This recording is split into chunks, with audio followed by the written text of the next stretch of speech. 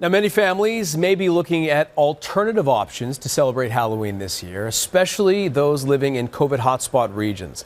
But with trick-or-treating and haunted house visits off the list in many cases, some families may be stumped on where to start. Well, our next guest has some great ideas, all of them done virtually. And Dee Boswell joins us virtually this morning.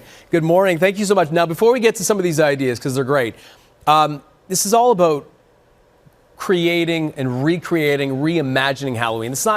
We're canceling this. Good morning, Anthony. We are not canceling Halloween. It's falling on a Saturday. So what we are going to be talking about is how to take that experience in the virtual space. Kids have done a really great job when it comes to pivoting online for back to school. So we're going to talk about how to do Halloween online. So for example, to get started, we have a backdrop.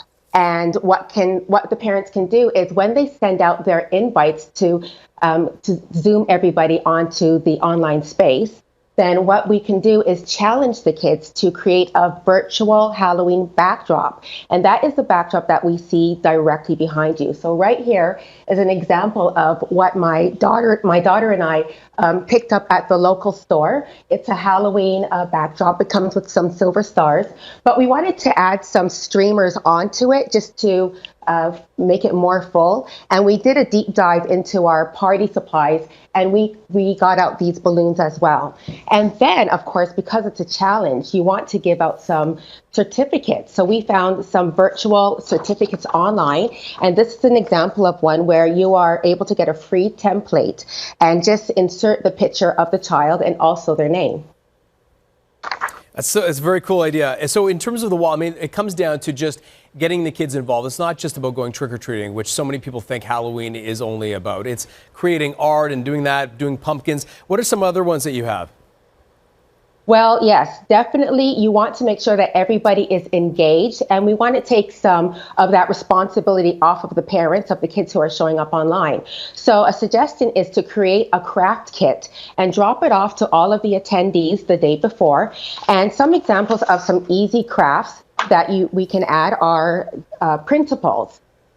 So we have here we have some blank clothing, and we've got a baseball cap. And inside your craft kit, you can add some fabric markers, and you can decorate your hats. And also another example is some paint by numbers. And it's just a little canvas, and the numbers are there. It comes with the paint as well. And then you can also, of course, you need to have your paintbrush. What's really great about these crafts that we are sending out to the kids is that it's very easy. It takes about 15 minutes, which is great because kids have a very short attention span.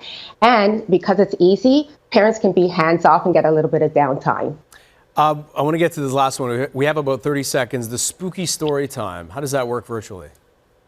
Well, spooky story time, a parent can step in and either read some favorite books, or you can continue to keep it in the virtual space by going online and looking for some spooky Halloween books where you see the pages being turned and it's being narrated out loud.